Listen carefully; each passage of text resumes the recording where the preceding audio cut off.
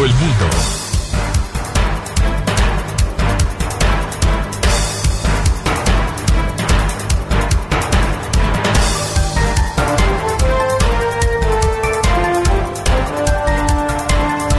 Ocho 12 minutos en el territorio continental ecuatoriano, buscando la verdad en la revista de opinión Democracia. Queremos darle la bienvenida al presidente Suma, candidato a la Asamblea Nacional, Guillermo Celi, y sector como Suma que respalda la candidatura presidencial de Otto Sonnenhösner. Bueno, ¿cómo va esta campaña electoral? ¿Cómo va este proceso? ¿Cuál es la receptividad? ¿Cómo ven al país para un periodo que será de transición de año y medio, en donde se busca rescatar la institucionalidad? Muy buen día. Muy buenos días, Miguel. Muchísimas gracias ante todo por la invitación. Un saludo cariñoso a todos los quiteños en este día precioso que amaneció la capital de la República, la Carita de Dios. Un abrazo a los ecuatorianos. Muy contento, Miguel. El Ecuador enfrenta un nuevo desafío, un desafío en el cual se necesita, y los ecuatorianos realmente lo que quieren es paz en sus barrios, paz en las calles, plata en sus bolsillos, plata para los hogares y progreso para las familias. Esas tres acciones y tres fundamentales acciones que vamos a desarrollar junto a Otto Sonnenhösner, nuestro candidato presidencial, y Erika Paredes, nuestra candidata a la vicepresidencia de la República, hacen que este recorrido por el Ecuador sea un recorrido sobre todo de escuchar y de poder plantear a los ecuatorianos la real acción para superar las necesidades que tienen hoy día los ecuatorianos. Hemos venido de un gobierno lamentablemente con muchos problemas, que no supo tomar el toro por los cuernos en varias acciones, sobre todo en el tema de la delincuencia, y no estoy hablando solamente de la delincuencia del crimen organizado, sino de la delincuencia del pillaje, de la extorsión, de los vacunadores, que le están haciendo daño a todos los ecuatorianos, a lo largo y ancho del país. Y es ahí donde hay que poner mano dura, pero al mismo tiempo con talento, poder generar unas condiciones necesarias para que haya empleo. Este también es un problema de empleo, hay problema en la economía de los ecuatorianos.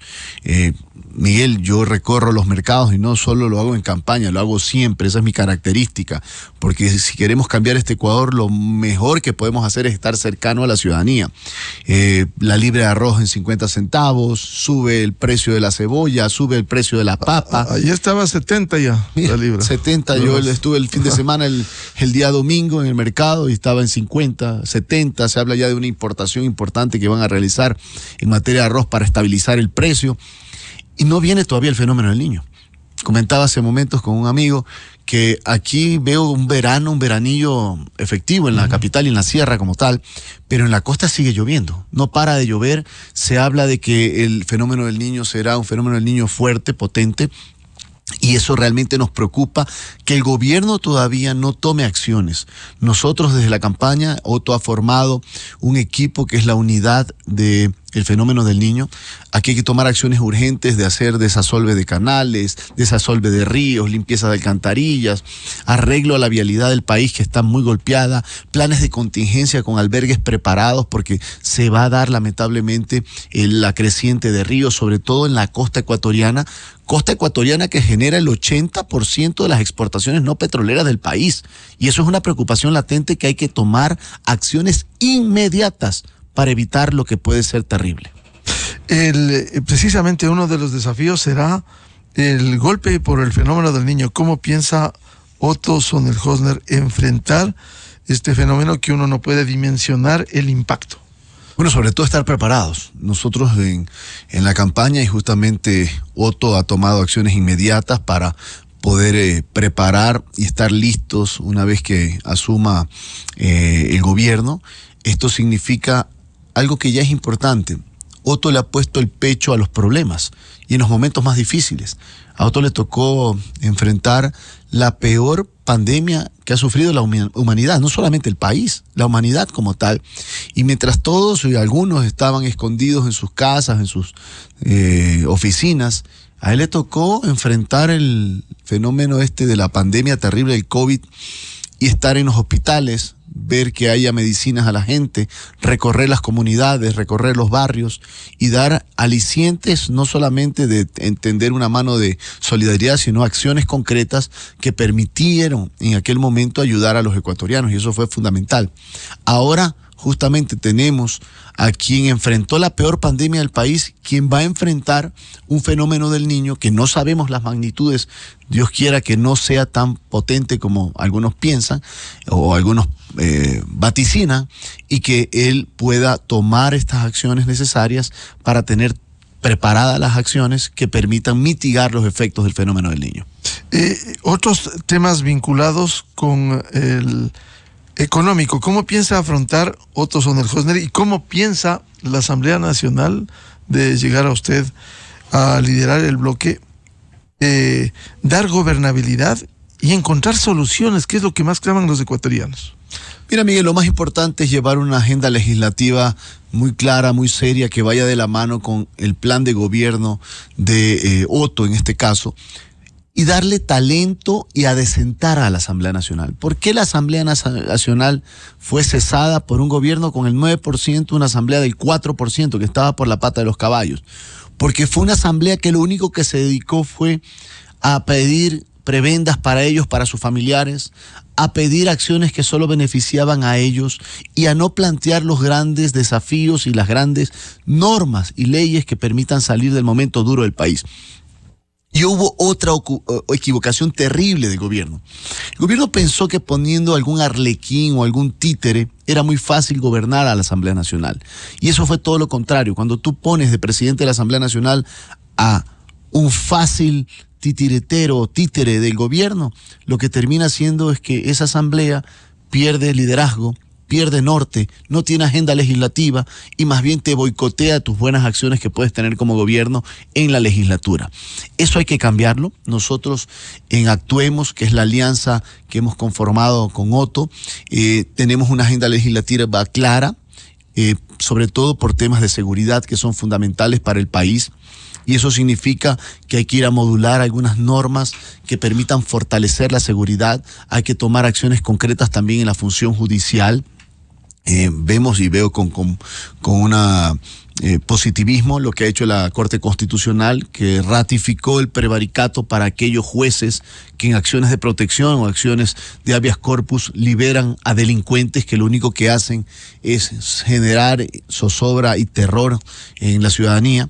Yo considero que un juez que libera a un delincuente que ha cometido execrables crímenes o que es el jefe de una banda delincuencial debería ser considerado un traidor a la patria. Es que no hay otra forma. Es la única forma de frenar claramente este tipo de...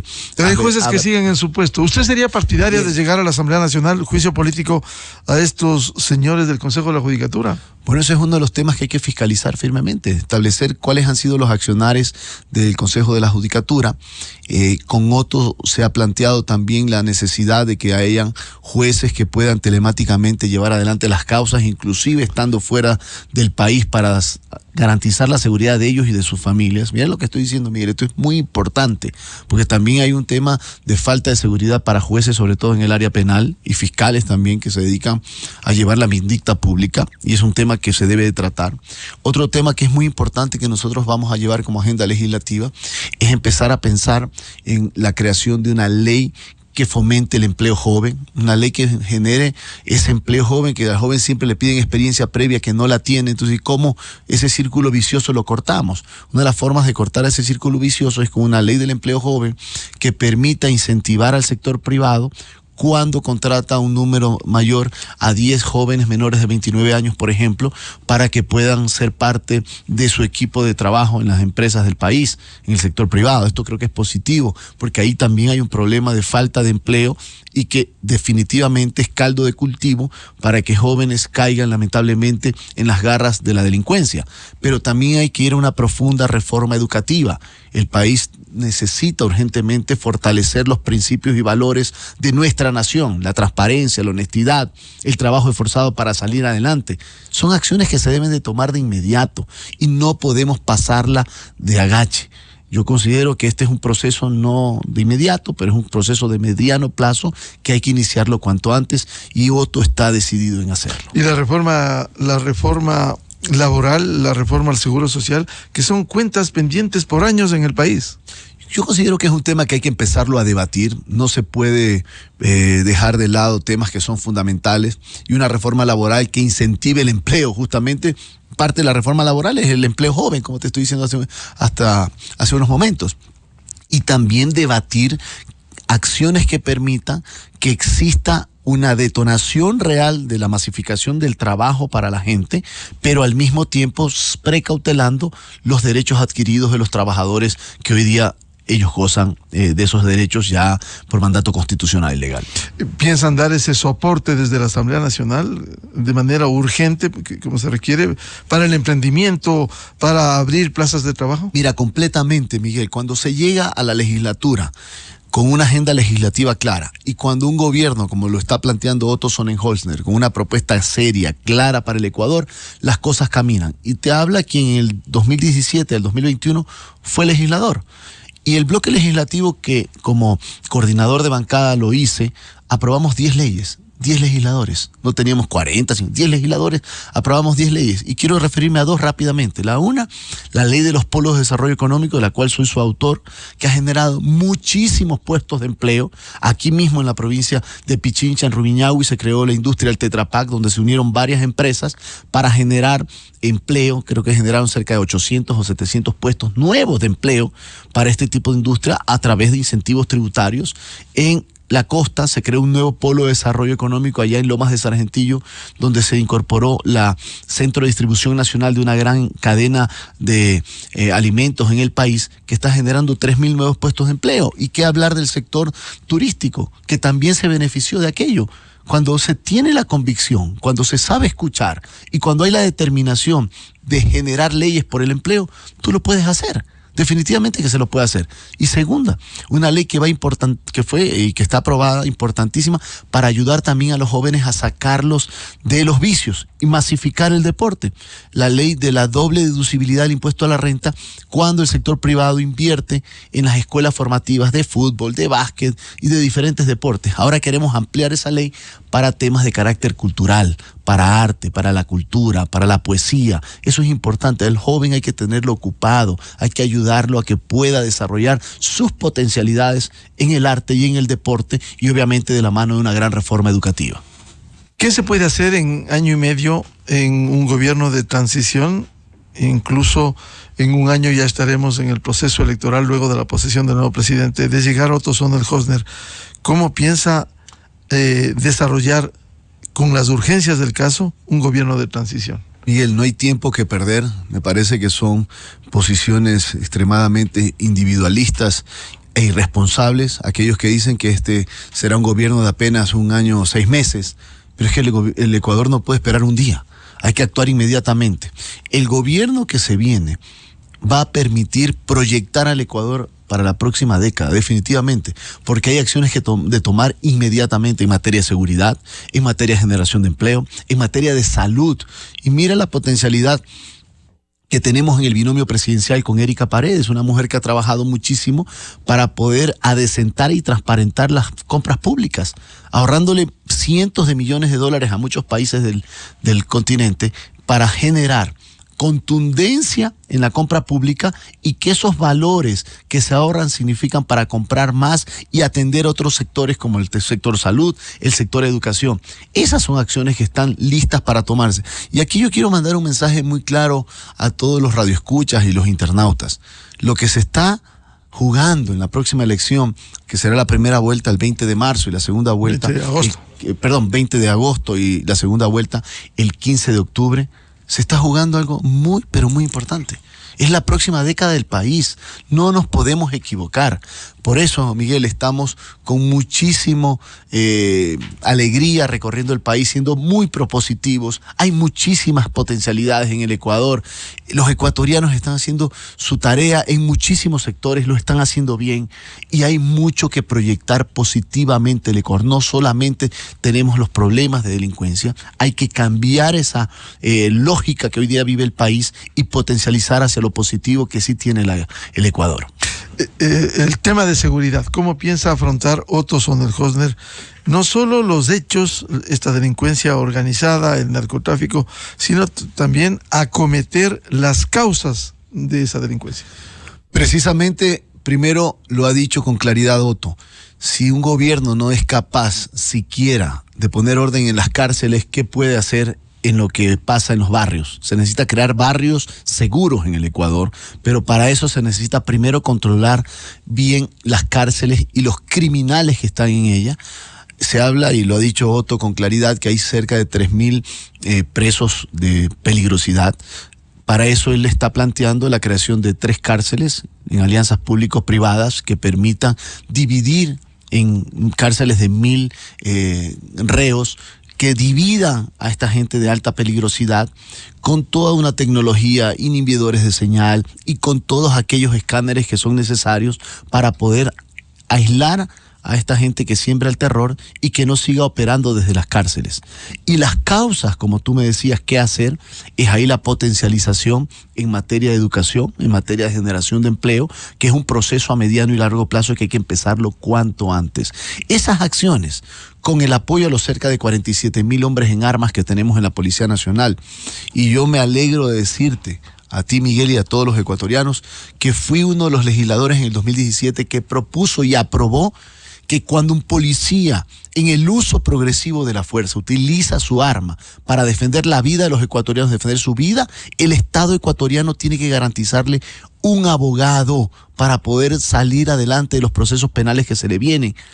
Eso es importante también, esa cobertura, ese apoyo que debe dar un presidente a la fuerza pública.